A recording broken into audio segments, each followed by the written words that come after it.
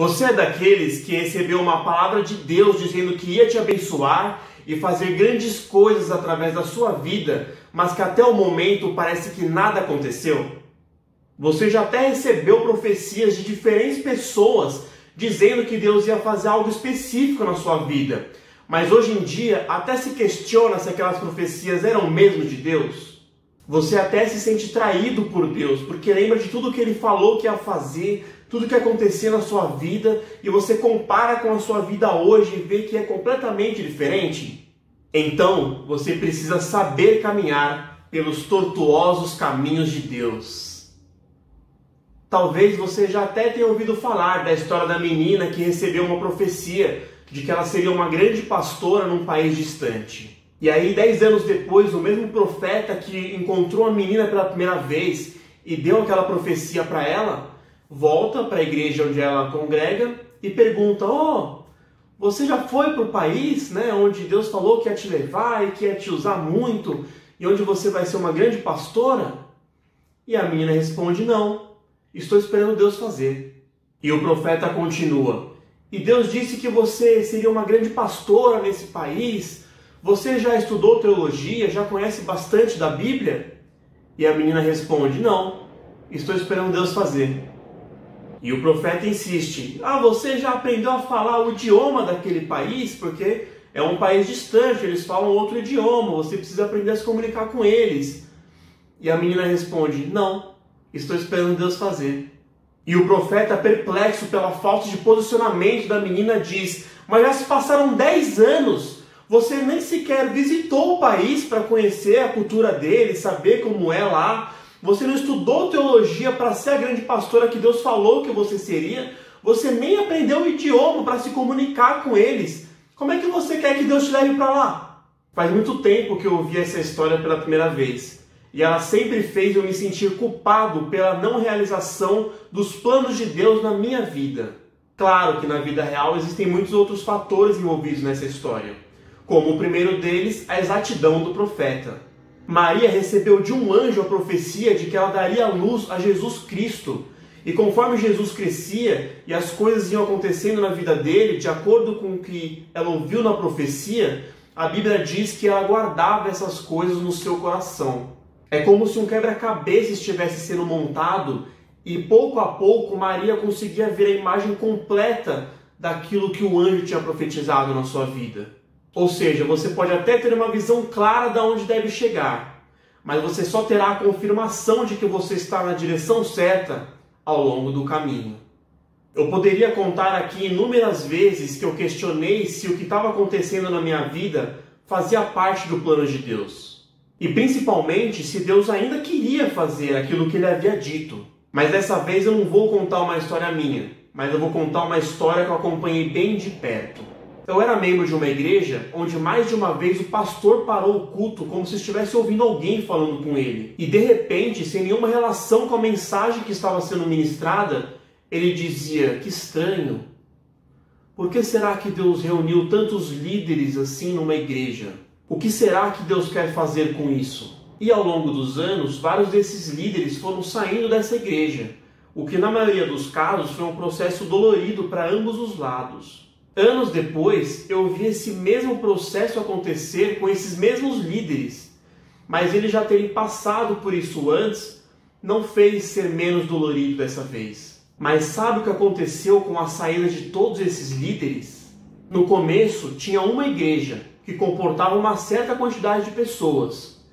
Hoje, existem ao menos 5 igrejas e cada uma delas comporta uma outra quantidade de pessoas. A igreja se multiplicou. Muitos anos após todos esses eventos, eu fui me encontrar com um desses líderes e eu contei para ele a minha visão do que Deus tinha feito em tudo isso que tinha acontecido. E ele, ainda muito dolorido por conta de tudo que ele passou nesse processo, me citou Provérbios 10:22, que diz que as bênçãos do Senhor não acrescentam dores. É verdade, porque a Bíblia não mente, mas apenas um versículo antes desse mesmo capítulo, a Bíblia também diz que os lábios dos justos apacentam a muitos, mas os tolos morrem por falta de entendimento. Nós não podemos esquecer do fator humano.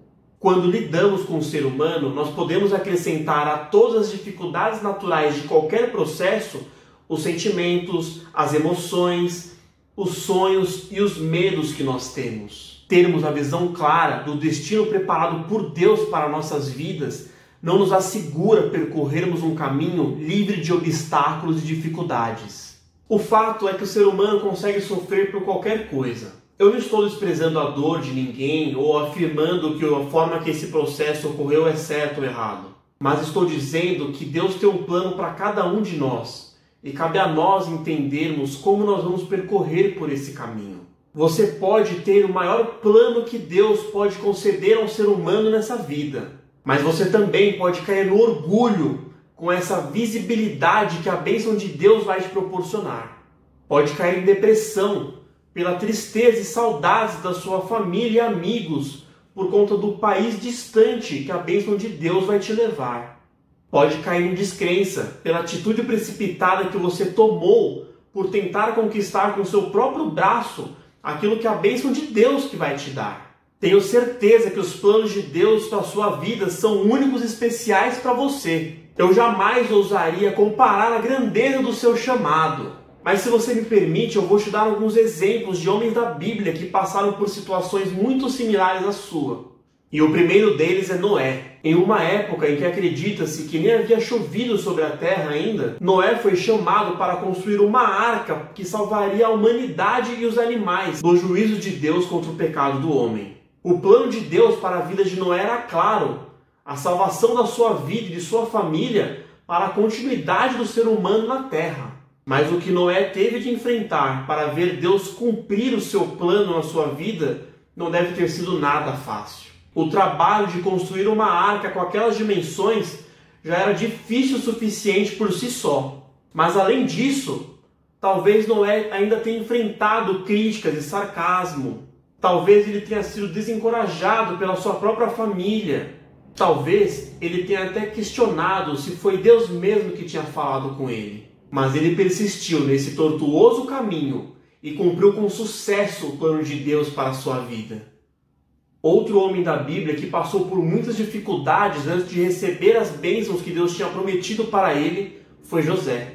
Aquele menino sonhador que recebeu tão novo através de sonhos tudo que Deus tinha preparado para ele, com certeza não fazia ideia que seria traído pelos seus irmãos, que seria vendido como escravo em outro país, que seria difamado sem ter nenhuma culpa e que passaria anos da sua vida preso, sendo um inocente. Até que finalmente ele alcançasse o tão esperado sonho que Deus havia lhe dado: ser o governador do Egito. Provavelmente, quando ele teve os sonhos, nem ele mesmo imaginava o cargo tão alto a que Deus estava se referindo. Mas o que quer que ele imaginasse, muito provavelmente algum dia ele pode ter se questionado se aqueles sonhos realmente se realizariam. Mas ele persistiu nesse tortuoso caminho e cumpriu com sucesso o plano de Deus para a sua vida. E Moisés, então, que esperou tantos anos até que Deus finalmente o chamasse para cumprir o seu propósito. E ainda, após 40 anos de muitas dificuldades e muita paciência naquele deserto, ele não entrou na terra prometida. Mas ele persistiu nesse tortuoso caminho e cumpriu com sucesso o plano de Deus para a sua vida. Mas o maior deles, que tinha toda a razão do mundo e dos céus para ter uma vida gloriosa perante a visão humana desde o seu nascimento, foi Jesus Cristo. E para esse caso, eu vou parafrasear o pastor Paulo Borges Jr., que exemplificou tão bem o que o ser humano com uma visão tão limitada de sucesso poderia esperar da vida de Jesus e o que realmente aconteceu. Jesus nasceu na época do recenseamento, quando todos os cidadãos tinham que ir à sua cidade natal para participar do censo, fazendo com que José e Maria fossem até Belém. E Deus não sabia que Jesus ia nascer bem na época do recenseamento? Deus não podia fazer com que esse recenseamento acontecesse uns 3 anos depois, quando Jesus já estivesse andando, fazendo com que a viagem fosse muito mais tranquila? Bebê novo na família, a Maria podia ter recebido a ajuda da sogra, da mãe, das tias, as pessoas mais experientes da família ali ajudando e suportando nesse momento. Mas, por conta do recenseamento, a Maria teve que viajar grávida, prestes a dar à luz. Claro que se José não tivesse em falta no dízimo, não tivesse faltado os últimos 2 domingos no culto, ou não tivesse deixado de ir no culto de oração, aquele amigo, aquele irmão da igreja ia aparecer numa carruagem com vários lugares disponíveis e oferecer uma carona para eles irem até Belém juntos. Mas José e a Maria grávida tiveram que ir até Belém andando e a Maria montada num burro de cabra. José estava aguardando que a sua mulher desse à luz ao Filho de Deus, momento único em toda a humanidade. E é claro que por conta disso ele ia chegar em Belém, ia procurar o melhor hotel da cidade, aqueles 5 estrelas, ia pedir um quarto, e a recepcionista, ao ver José chegando, ia falar: José, você é o cliente 7.777, e pá! Iam estourar os confetes, iam cair os balões, e eles iam ganhar a suíte presidencial do hotel.